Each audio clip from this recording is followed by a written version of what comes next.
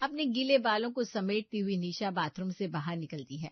गुनगुनाती हुई dressing table के शीशे में खुद को देखते हुए निशा लिपस्टिक लगाने लगती है। नहीं भी तो ये 25वीं लिपस्टिक होगी जो मैंने ब्राउन कलर की ली है।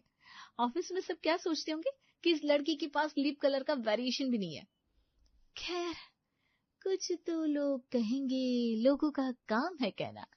तुम्हारे लिए तो मैं ये दुनिया छोड़ने को तैयार हूँ करण, तो फिर ये तुम्हारी फेवरेट लिपस्टिक लगाना तो बहुत छोटी बात है। निशा खुद में मुस्कुराती हुई लिपस्टिक लगा रही थी, तभी उसके फोन पर करण का फोन आता है। बेबी, उठ गई आप? 10 बजे हमने मिलने का प्लान किया था, 9:30 बज रहे हैं अभी, और तुम उठने की बात कर रहे हो। इतनी देर कैसे सो सकती हूँ जब हमारा प्लान पहले ही फिक्स हो चुका है तो। अरे क्यों नहीं सो सकती, तुम तो मेरी राजकुमारी हो। जब तुम्हारा मन करे तब तुम आओ। मैं तुम्हारा मुलाजिम तुम्हारे इंतजार में पल के बिछाए सदियों तक बैठने को तैयार हूँ। पर तुम्हें इंतजार करवाना मुझे कुछ खास पसंद नहीं है। एक्चुअली तुम्हें क्या, किसी को भी इंतजार करवाना मुझे पसंद नहीं है। जो काम करो वक्त पर करो, वरना मत करो चलो फोन रखो, रेडी हो गई हूँ, मैं पहुंच रही हूँ। और अपना पर्स उठाए निशा करण से मिलने के लिए निकल पड़ती है। अरे बेटा, एक रविवार का दिन मिलता है तुझे, उस दिन तो आराम कर लिया कर। अब किसकी भलाई करने निकल पड़ी? करण से मिलने जा रही हूँ मम्मा। अच्छा तो जरा चाय बिस्किट तो खा कर जा। साथ में बाहर जा रहे हैं तो ब्रेकफास्ट भी कर लेंगे ना मम्मी, तुम भी ना। चलो बाय, लव यू। निशा 28 साल की हो गई थी और पिछले 6 सालों से जॉब कर रही थी। पढ़ाई में तेज निशा उम्र के बहुत ही सही वक्त पर सेटल हो गई थी और उसी बीच उसकी लाइफ में आ गया करण।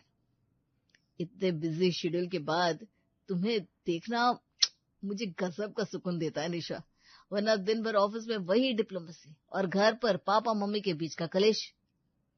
तुम्हें ना इंजीनियर नहीं, बातें बनाने वाला होना चाहिए था। अब इन मीठी मीठी बातों से ही मेरा पेट भर दोगे या कुछ ऑर्डर भी करोगे? बहुत भूख लग रही है मुझे। निशा की लाइफ में सब कुछ परफेक्ट चल रहा था। एक रोज उसकी बुआ जी उसके घर पहुंचती है। कैसे आराम कर लो गीतांजलि, मैं यहाँ आराम करने नहीं आई थी, बच्चों से मिलने आई थी। दोपहर के 3 बजने जो आ गए, सुबह की निकली निशा अब तक नहीं आई। ऐसे कौन सी नौकरी कर रही है वो? मेरी बहू तो सरकारी स्कूल में टीचर है, वो तो दोपहर को 1:30-2 बजे तक घर आ जाती है। अरे किरण, वो ऑफिस जाती है, प्राइवेट जॉब है, सरकारी नौकरी थोड़ी ना है निशा की। स्कूल और ऑफिस में फर्क होता है। ये क्या बात हुई? जिंदगी भर सरकारी नौकरी का झंडा लेकर घूमने वाला तू अपनी बेटी को प्राइवेट नौकरी करवा रहा है? इतने दिनों से मुझे तो खबर नहीं थी। प्राइवेट नौकरियों में कहीं इज्जत होती है भला? खून चूस जाते हैं बॉस। वो सब पहले होता था दीदी, निशा की नौकरी में ऐसा कुछ नहीं है। आ जाएगी वो 6-7 बजे तक। शाम को निशा अपने घर लौटती है। बुआ जी नमस्ते, कैसी हैं आप? मैं तो ठीक हूँ बेटा, पर ये क्या हाल बना लिया है तूने अपना? चेहरे की रंगत चली गई है, इतने दाग धब्बे। इसमें तो बुद्धि नहीं है गीतांजलि, पर तुझे तो इसे समझाना चाहिए था। कितने दिनों बाद मिले हैं हम बुआ, और आप ये क्या सब लेकर बैठ गई? आपको चाउमीन बहुत पसंद है ना, मैं अब भी आपके लिए चाउमीन बनाती हूँ। निशा फौरन किचन में जाती है और अपनी बुआ का मूड बनाने के लिए चाउमीन और मंचूरियन तैयार कर लाती है। स्वाद तो है बेटा तेरे हाथ में, जिस घर में भी जाएगी उस घर को सुखी कर देगी तू। किसी घर में क्यों भेजना है मेरी बेटी को? मेरी बेटी मेरे पास ही अच्छी है। 28 की हो गई है, बच्ची नहीं है। अब शादी ब्याह करने की सोच अपनी बेटी की। अगर तुझसे नहीं होता तो मुझे बोल दे, मैं देख लूंगी रिश्ते। तेरी बेटी है निशा तो मेरी भतीजी भी तो है। किरण की बात सुनकर अगली सुबह गीतांजलि सबसे पहले निशा के कमरे में जाती है। अरे निशा, उठ भी जा, अब तक सो रही है तू? यहाँ तेरी बुआ तेरे लिए लड़के देखने के पीछे तुल गई है। लगता है इस बार भी तुम्हारा रिश्ता लगा कर ही जाएगी। तू बात कर ले करण से, जितनी जल्दी वो हमारे घर रिश्ता लेकर आ जाए उतना अच्छा है, वरना तेरे पापा को कोई लड़का पसंद आ गया ना तो फिर मैं कुछ नहीं कर पाऊंगी। मेरी शादी तो करण से ही होगी मम्मी, तो मैं क्यों हड़बड़ाऊं? इसीलिए तो आराम से सो रही हूँ। बस एक बार फोन करने की देरी है, अगले पल अपने परिवार के साथ करण अपने पापा के कदमों में होगा। So don't worry. आपको भरोसा नहीं है क्या अपनी बेटी की चॉइस पर? है बेटा, पर तेरे पापा से कब तक इस चीज को छुपा सकूंगी मैं? कहीं उन्हें शक हो जाए तो फिर इससे अच्छा है ना कि जल्दी से अब शादी की बात ही छेड़ दे उनके सामने। आज निशा ऑफिस के लिए आधे घंटे पहले ही निकल जाती है और करण को एक पार्क में बुलाती है। शादी? शादी कोई गुड्डे गुड्डियों का खेल थोड़ी ना है निशा, सोचने के लिए वक्त चाहिए मुझे। क्या? और कितना वक्त चाहिए तुम्हें? पिछले 4 सालों से क्या सोच रहे थे तुम?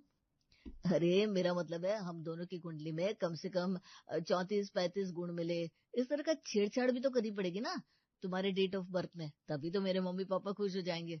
देखो तुम्हें वहां थोड़े ड्रामा करने होंगे, या मुझे करने होंगे। अगर लव मैरिज करनी है तो किसी को दुखी करके क्यों करना भाई? ओह, मैं तो घबरा गई थी। निशा मुस्कुराती हुई करण की आंखों में देख रही थी, तभी उसके फोन पर उसकी बुआ का फोन आता है। आज दोपहर को ऑफिस से छुट्टी लेकर सीधा घर आ जाना बेटा, तुझे देखने के लिए लड़के वालों को बुलाया मैंने। लड़का नहीं आ रहा, फिलहाल उसकी भाभी और भैया आएंगे, पर तू तो घर पर होनी चाहिए। जी बुआ। और किरण तो हाथ धोकर निशा को विदा करने के पीछे पड़ जाती है। अरे वाह, 50,000 प्लस की सैलरी है तुम्हारी, ये तो बहुत अच्छी बात है। शादी के बाद आराम से काम करना तुम, मेरे भाई पर प्रेशर कम रहेगा। हाँ, इसीलिए तुम मुझे बुटीक खोलने के लिए कहते हो, ताकि तुम्हारा भी प्रेशर थोड़ा कम हो सके।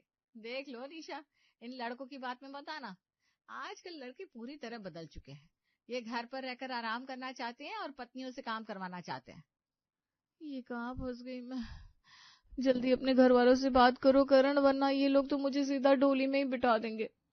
इस बात को पूरे 15 दिन बीत चुके थे, पर अभी तक करण की तरफ से कोई भी कदम नहीं उठाया गया था, जिसके कारण गीतांजलि बड़ी परेशान थी। कुछ भी समझ में नहीं आ रहा भाभी, कहीं निशा के पापा के सामने करण और निशा के रिश्ते की बात आ गई ना तो बड़ी मुसीबत हो जाएगी। फिर तो ये कभी करण से इसका रिश्ता होने ही नहीं देंगे। अपनी जेठानी से गीतांजलि फोन पर बात कर रही थी, तभी महेश रसोई में आता है। ये करण कौन है? ये आ गई भाभी, मैं फोन रखती हूँ। तो मेरे पीठ पीछे ये हो रहा है। अच्छा, इसीलिए निशा को कोई लड़का पसंद नहीं आ रहा, क्योंकि उसके मन में तो पहले से करण बैठा हुआ है। कौन ये करण? बोलो उसे अपने परिवार के साथ सीधा यहाँ है। प्यार कहीं शादी कहीं, ये मेरे संस्कार नहीं हो सकते। गीतांजलि की टेंशन बिल्कुल छूमंतर हो जाती है। वो मुस्कुराती हुई सीधा निशा के पास जाती है और निशा भी उसे खुशखबरी सुनाते हुए कहती है, करण की फैमिली तो उसके हिसाब से काम करती है मम्मी, वो तो रेडी थे, पर वो बीच में क्या हुआ कि करण गांव में किसी का देहांत हो गया था ना, तो वहां चले गए थे। तो सभी कल आ रहे हैं रिश्ता लेकर। अब तो तुम अपनी बेटी को विदा करने की सोचो। और अपने वादे के मुताबिक करण अपने परिवार को लेकर निशा के घर पहुंच जाता है। जैसे करण ने मुझे निशा बेटी के बारे में बताया, मुझसे तो रुका नहीं गया भाई। मेरा बेटा मेरे लिए बेटी लेकर आ रहा है। जिंदगी में सब कुछ दिया भगवान ने मुझे, सिवाय एक बच्चे के, तो वो करण ले आया। अब क्या ही मांगू मैं भगवान से। पर मुझे एक शिकायत है तुमसे बेटा, करण तो शुरू से ही नालायक है, पर तुम तो सयानी बच्ची हो, तुमने मुझे क्यों नहीं बताया? क्यों अपने से दूर रखा मुझे? हम दोनों भी एक दूसरे को पहले से जानते होते तो कोई दिक्कत ही नहीं होती। कितनी ये प्रॉब्लम होती थी मुझे साड़ियां खरीदने में, अंदाजा भी है तुम्हें? देख ले महेश, मेरे प्यार कितने शुभ है। यहाँ मेरे आते ही तेरी बेटी की डोली उठने की तैयारी हो गई। 15 दिनों के बाद सगाई और 6 महीने बाद की शादी की तारीख पक्की हो जाती है। हेलो निशा, वो मैं क्या कह रहा था, एक बार तुम मुझे 50,000 रुपये पेटीएम कर सकती हो क्या? मैं 2-4 दिन में लौटा दूंगा। हाँ करण, 50,000 क्या, तुम 1 लाख ले लो। पर अचानक सब कुछ ठीक तो है ना? अरे वो तुम जानती हो ना हमारा कल्चर, हमारे में तो तिलक लिया जाता है ना, तो पापा ने मम्मी ने कुछ बचा कर रखा था। उन्हें लगा था लड़की आएगी 40-50 लाख लेकर ही आएगी, उसी से शादी भी निपट जाएगी और कुछ पैसे भी बच जाएंगे। पर यहाँ मैंने कर ली लव मैरिज। अगर कोई मोटी एफडी होती तो उसे तोड़ देता मैं, पर तुम तो जानती हो हमारा रहन सहन, बचाते कम है उड़ाने में ज्यादा मानते हैं। अपनी जॉब की जो सेविंग है वही सब मिलाकर शादी की तैयारी करनी पड़ रही है मुझे। तुम्हारे लिए लहंगा लेने का सोच रहा था मैं सगाई के लिए, तो उसमें थोड़े पैसे की जरूरत पड़ गई है। हाँ दो तुम कसम से, कसम से हाँ दो तुम करण। ऐसा तो नहीं कि मेरे घर में कोई प्रॉब्लम है पैसों की। शादी का खर्चा 50-50 कर लेते ना, सब तुम ही खर्च कर लोगी क्या? एक काम करो, अपने पेरेंट्स को लेकर मेरे घर आओ, इसी बहाने इस बारे में बात भी हो जाएगी, सही रहेगा ना? निशा करण की फैमिली की हेल्प करने के लिए अपने पापा से कहती है। बैकग्राउंड ठीक तो नहीं लग रहा बेटा मुझे, लड़की का सिर्फ शादी का खर्चा नहीं निकाल पाना अभी से, फिर क्या होगा आगे? पापा ये सोचिए कि इतने सब के बाद भी अंकल जी ने साफ साफ दहेज के लिए मना कर दिया। वो चाहते तो आपसे मुंह खोलकर कुछ मांग सकते थे, पर उन्होंने क्या कहा, 4 कपड़ों में अपनी बेटी को हमारे घर भेज दीजिएगा। तो शादी का खर्चा तो हम बांट ही सकते हैं ना। आधा क्यों बेटा, मैं तो पूरा खर्चा देने को तैयार हूँ, पर अच्छा ठीक है, वैसे भी मेरा सब कुछ तेरा ही होना है। निशा अपने परिवार के साथ करण के घर पहुंच जाती है। अरे समझी जी, आप अचानक? मुझे तो लगा ये मेरा भी घर है, सो किसी भी वक्त आ सकता हूँ, इसीलिए बिना बताए आ गया। जाऊं क्या वापस? आपको देखकर लग रहा है आप कहीं निकलने वाले थे। अरे नहीं नहीं समधी जी, आप लोगों की खातिरदारी से ज्यादा जरूरी कुछ हो सकता है क्या? ये तो बस अपनी पुश्तैनी जमीन बेचने जा रहे थे। अब निशा बेटा आएगी, घर में गाड़ी वगैरह का इंतजाम तो होना चाहिए, और रेनोवेशन भी करवाना है, तो हाथ में कैश तो चाहिए ना। इसी सिलसिले में मैं आपसे बात करने आया था भाई साहब। देखिए, आपके आगे पीछे घूम फिर कर आपका इकलौता बेटा ही है, और मेरे पास है मेरी एक बेटी।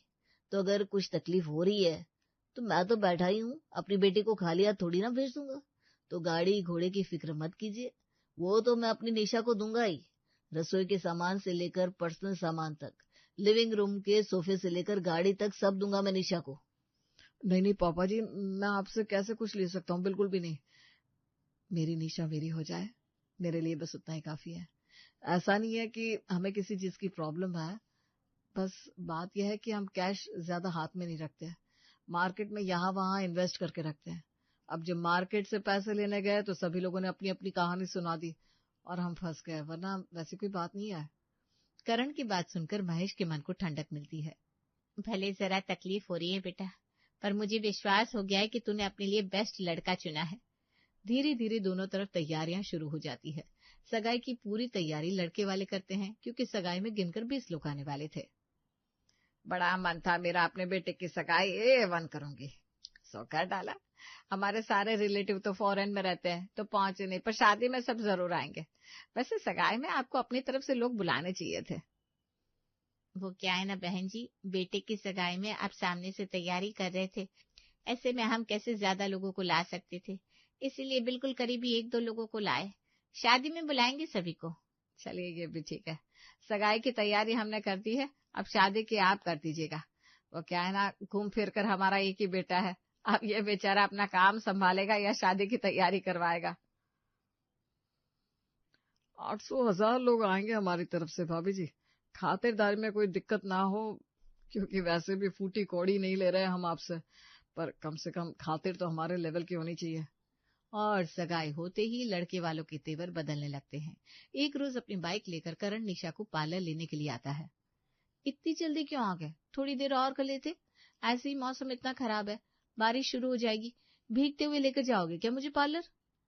तो मेरी होने वाली बीवी मुझे एक गाड़ी नहीं दिला सकती क्या? ड्राइवर बनकर तुम्हें आकर रिसीव ही करता रहूंगा और ड्रॉप करता रहूंगा। निशा करण को दिल से चाहती थी तो गाड़ी कैसे ना देती। अगली सुबह ही निशा करण के साथ शोरूम पहुंच जाती है। क्या तू शोरूम में है बेटा, पर गाड़ी के पैसे कहाँ से लाएगी? मेरे पास सेविंग है मम्मी, और करण भी ये बात जानता है। अब एक चीज मांग ली उसने, मना तो नहीं कर सकती ना। कुछ दिन पहले ही निशा ने करण को आईफोन दिलाने के लिए अपने सोने की चेन बेच दी थी, और अब ये गाड़ी के लिए लोन। पता नहीं क्या हो रहा है ये सब, मुझे कुछ ठीक नहीं लग रहा। खुद से बात करती हुई गीतांजलि जैसे ही अपने कमरे से बाहर पहुंचती है, हॉल में अपने होने वाले समधन और समधी को पाती है। क्या बहन जी, घर का तो ख्याल ही नहीं रखते आप लोग। वहां निशा आने वाली है तो हम घर का रेनोवेशन कर रहे हैं, और आपके घर पे तो दामाद आएगा ना। शादी के बाद हमारे जो फॉरेन वाले रिलेटिव्स आएंगे, उन्होंने अगर आपके ऐसे घर को देख लिया तो बहुत बदनामी होगी हमारी। कुछ पैसे लगाइए अपने घर पर, और 2-3 गेस्ट रूम जरूर तैयार करवा लीजिएगा, क्योंकि अब तो आना जाना लगा रहेगा। जैसे जैसे शादी की तारीख सामने आती जा रही थी, करण के साथ साथ उसके माँ बाप की भी मांगे बढ़ती जा रही थी। 35 लाख कैश? मुझे पता है बहुत कम है, इकलौती बेटी की शादी में आजकल लोग 1-1 करोड़ रुपया लगा देते हैं, पर कोई बात नहीं, आप अपनी तरफ से इतना दे दीजिए, बाकी मैं अपनी ओर से लगा दूंगा। आपके भी घर में आप अकेले हैं, कैसे सब कुछ करेंगे? मेरा एक जान पहचान वाला इवेंट मैनेजर है, वो सब कुछ देख लेगा। आप बस मेहमानों की तरह शादी में पहुंच जाइएगा। जी, मुझे कुछ वक्त दीजिए, बताता हूँ। महेश हैरान था। जो लड़के वाले शुरुआत में शादी का पूरा खर्चा उठाने की बात कर रहे थे, अब वो महेश से शादी के एक्सपेंस के नाम पर 45 लाख रुपए मांग रहे थे। तेरी और करण की बातें सुनकर ही मैं समझ गई थी कि करण गेम खेल रहा है बेटा। भले तू मुझे बताती नहीं, पर पिछले 2 सालों से तू उससे शादी को बोल रही थी, पर उसने हामी तो नहीं भरी थी। अरे वो भी अच्छा खासा कमाता है, 1-1 रुपया तुझसे मांग रहा है। पहले तो उसके पास 3 फ्लैट थे, गाड़ी बंगला सब था, और जैसे ही पैसे लगाने की बात आई तो भिखारी बनकर बैठ गया। वो तुझे लूट रहा है बेटा। मुझे लगता है कि हमें ये रिश्ता तोड़ देना चाहिए। गीतांजलि ये कह रही थी, तभी निशा का फोन बजता है। ये क्या है निशा? अभी पापा से तुम्हारे पापा की बात हो रही थी, सुना मैंने। बस 45 लाख रुपए की बात थी, वो हाँ नहीं कर सकते थे क्या? और कौन सा पैसे पापा खा जाते हैं? तुम्हारे पापा की अरेंज की हुई सगाई की तरह कोई 20 लोग नहीं आएंगे हमारी शादी में। भंडारी की तरह भीड़ होगी। एक तो एक पैसे का दहेज नहीं ले रहा हूं मैं। शादी के अरेंजमेंट की बात तुम्ही ने की थी ना? मुझे पता है पापा जी हमारी फिक्र में ये सब कह रहे हैं, पर हमने रिसोर्ट ऑलरेडी बुक करवा लिया।